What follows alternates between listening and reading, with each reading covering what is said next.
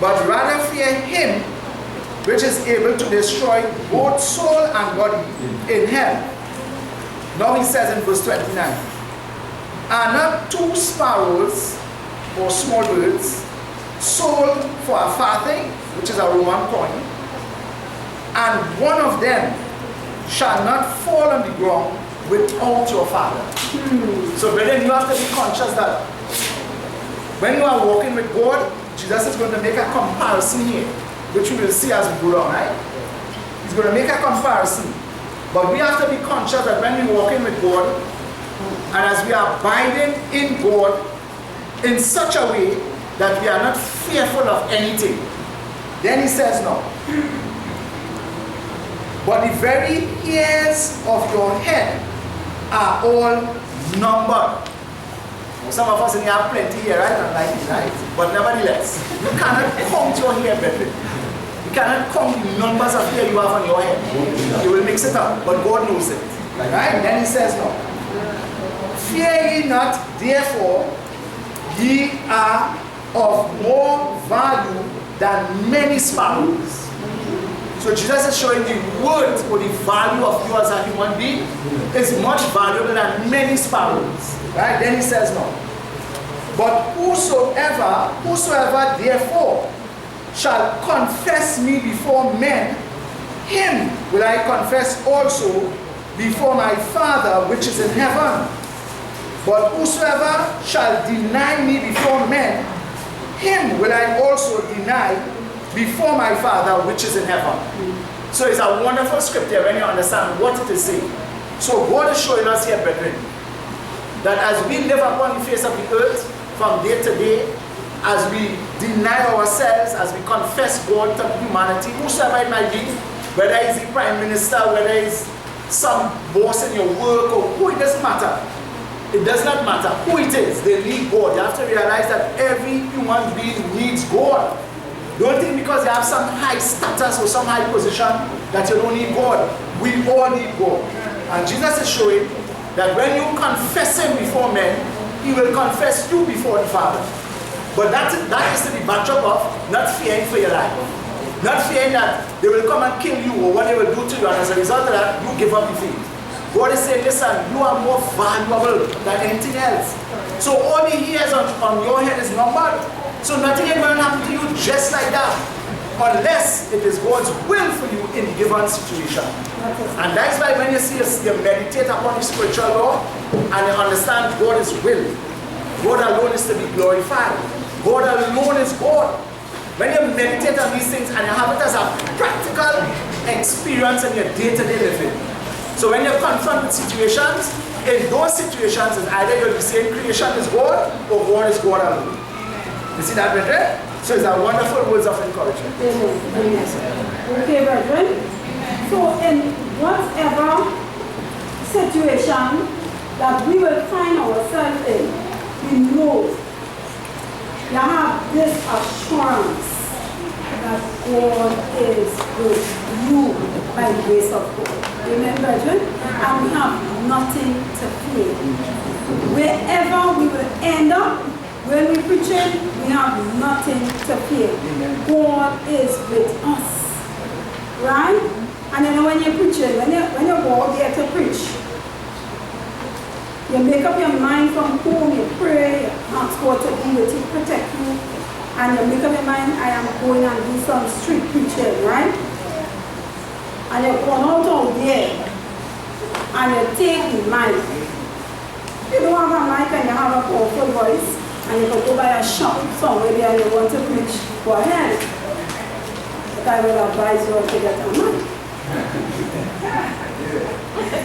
Imagine when the adrenaline starts to flow. Sometimes I just have to touch God around up and say, all right, half an hour pass already.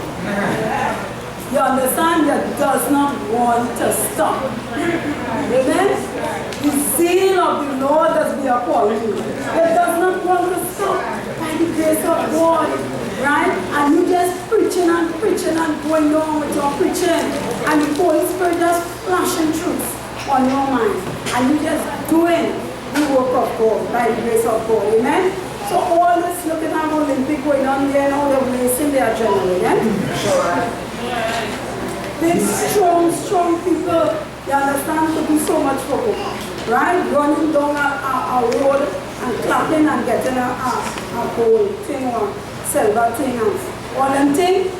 The other day I was hearing the news about them medal they have been receiving. Heavy tax they put in on the people for the medal. You win a medal, the gold have certain price. You have to pay for the gold medal, but you give anything, you're taking it back in tax. The silver you have to pay a certain price. The bronze you have to pay a certain price. Heavy tax on winning a gold medal. What is the sense? You're running and You're running. I am always surprised when I heard it on the television. I don't know if you hear it. It was on the TV. Brother Troy? No, that's one question. What is happening is that if you're going to the United States with your medal, Uncle Sam taxing you because it has a particular value.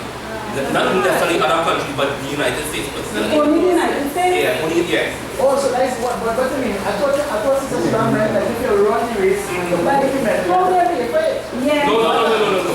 When you're going back to the States, you start and you're pay custom to whatever you have to pay taxes. They support you bringing in the precious metal into the country. You're American? You're American? Okay, so Virgin, what is the sense of getting a medal? It's cheaper.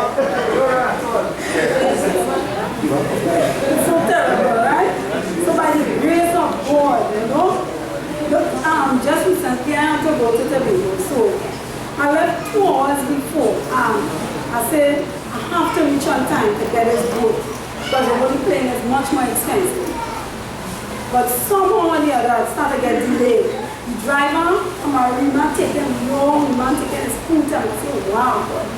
I said, look, let me not just take one this thing. Let me just take out something and read and keep up my identity. By the time we reach Arima, I'll take our next maxi because I say I'm not taking a taxi. When I take the next maxi, the same thing. I say, Lord, I watch it. I say, I'm not falling asleep. So, when I was down by the beach and down there, I got up. When I look at the time, I saw 3:45.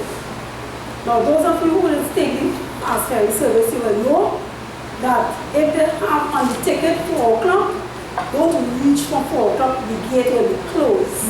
You have to, the boat will be sailing 4 o'clock. Pull it up. The ramp don't pull up already and they will be sailing 4 o'clock. So by the time we reach down city gates, I said, pray, I said, Lord, I want to be on this boat. Delay this boat 5 minutes only because I know I'm going to be late. When I reached down, it was just a few minutes to flow. I said, Lord, help me. But I fixed up my bag and I saw I didn't have a knapsack. Because from the time I dropped on the maxi, I started running. I said, well, boy, now we will see this veganism and all the nice stuff. I started to run from city gates. And everybody just cleared the way for me and I run it. Reached down by the traffic light. I had to stop a little. Traffic light had changed, but no kind of coming. I said, hey, go on, yes, go on. And I ran straight from city gates to the place there. And I don't know, when I run and he come in, and when they do one, they see them, they say, oh. And the right opposite. You run up upstairs, you know.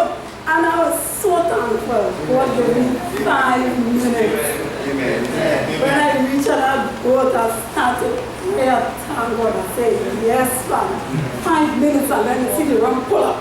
And go and start the door and say, yes, Lord.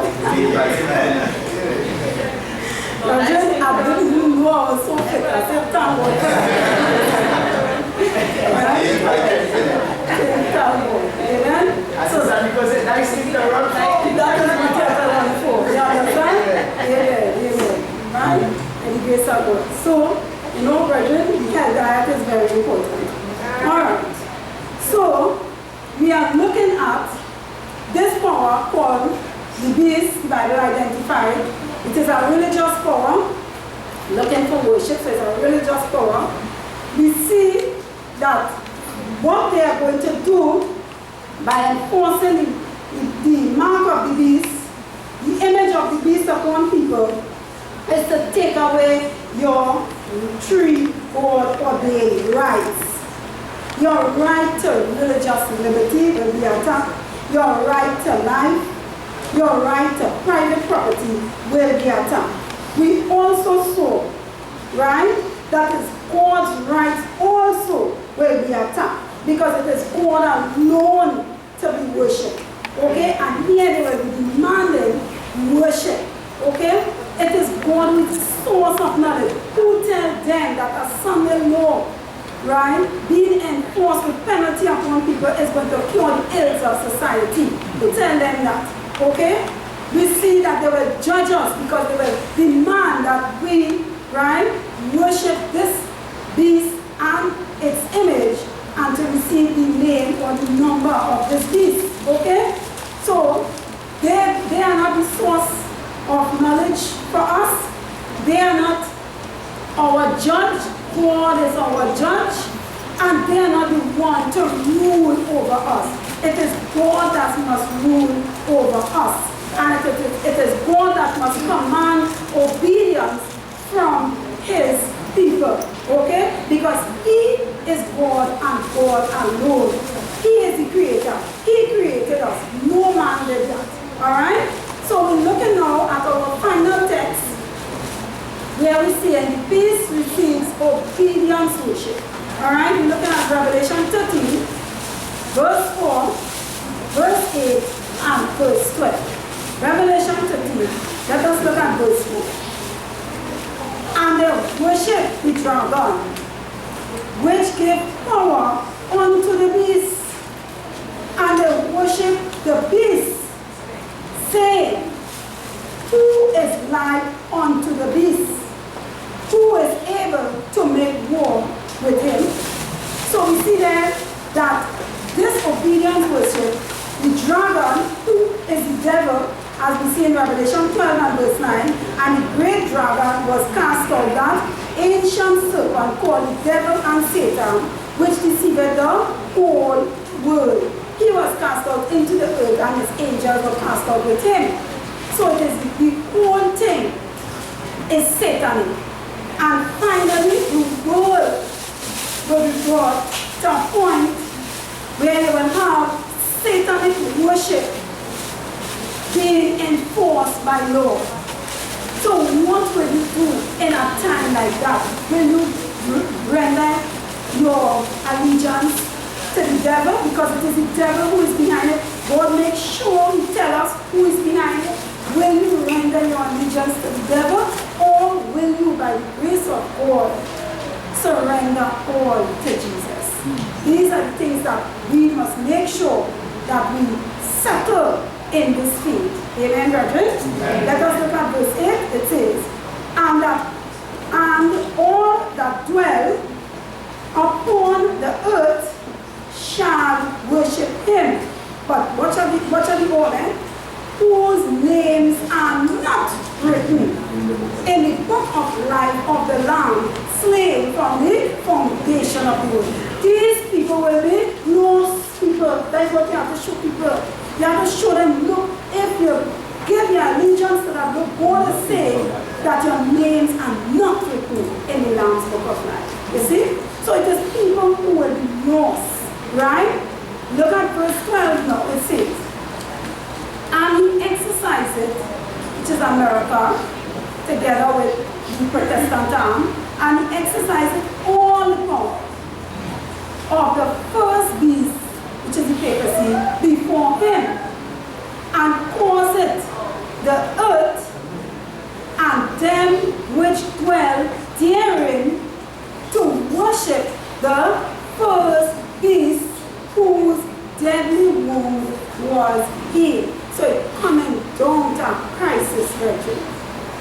This organization, papacy, as God identified as the beast of Revelation 13, is two beasts here, the first one and the second one.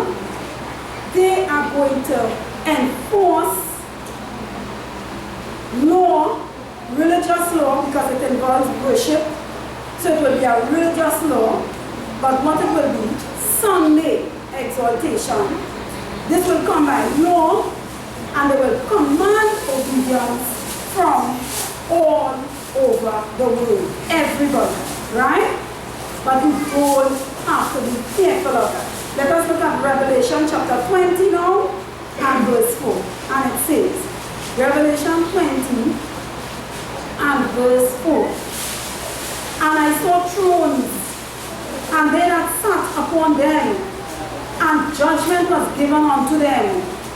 And I saw the souls of them that were beheaded for the witness of Jesus and for the word of God, and which had not worshipped the beast. So some of us will be in this here. We will not worship the beast, neither his image, neither have received his mark upon their foreheads or in their hands, and they lived and reigned with Christ 1,000 years. So no evangelical come in and tell me that when the trial starts, you will be raptured away. You have to stay right there and face that trying test that is coming upon all you. Because here we are seeing that people will be killed for that. Alright? So they didn't rapture and go nowhere. They face it by the grace of God. So that's a false teaching there. Okay?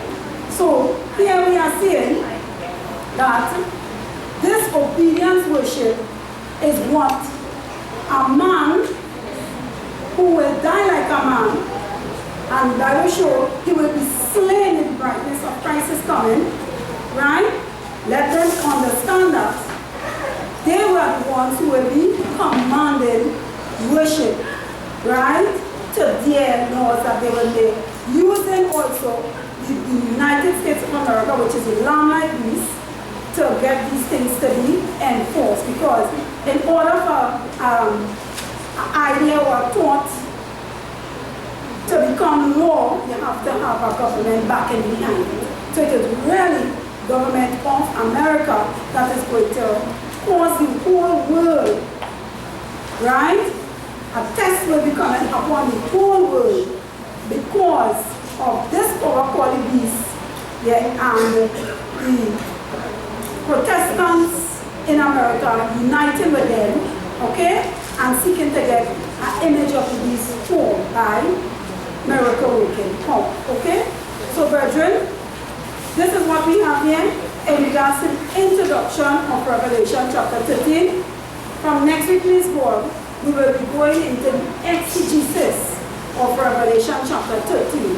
And I want to encourage all, if you miss on the introduction, at least get serious about it and follow on with the exegesis. Get your copy from Sister Linda. It is downstairs here. Get your copy of this Revelation chapter 13, 7 years. This is what we have here.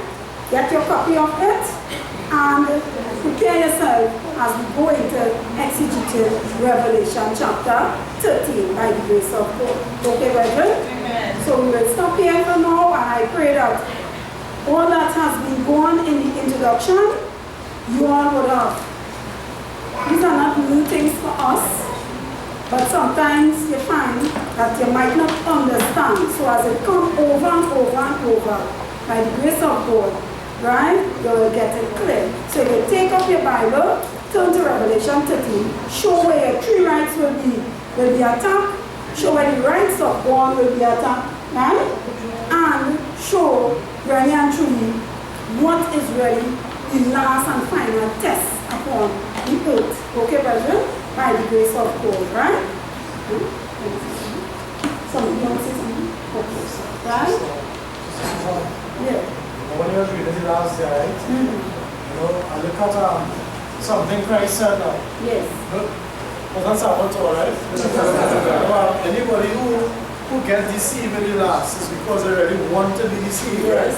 Because if you look at Matthew 4 verses 10, Satan himself came to Christ and he was trying to tempt him, right? And Christ himself said,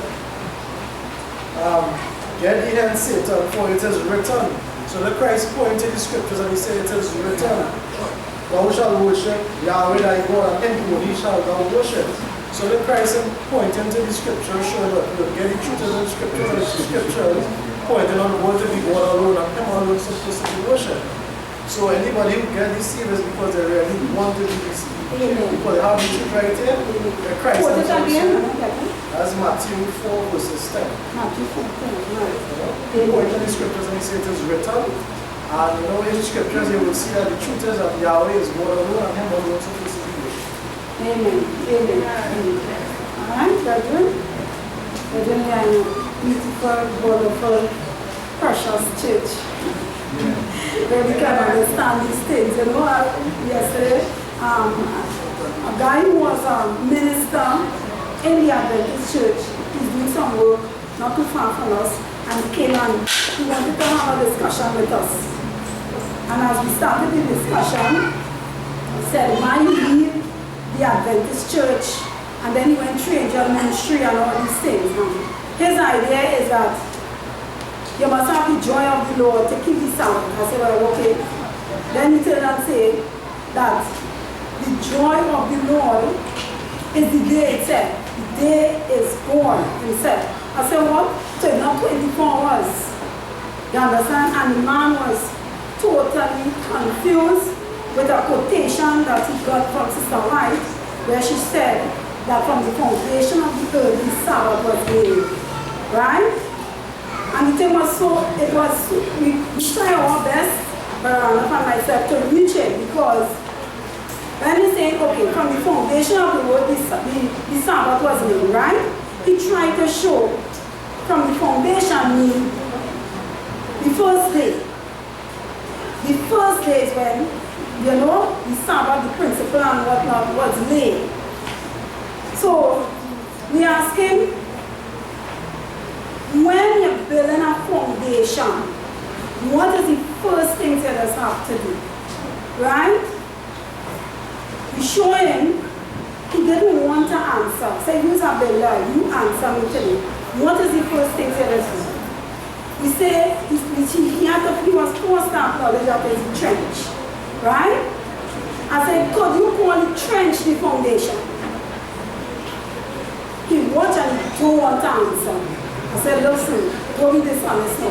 Is the trench the foundation? Answer here. He go off on some other point and explain some other thing. Then he come to me short and said, no, you have to acknowledge that.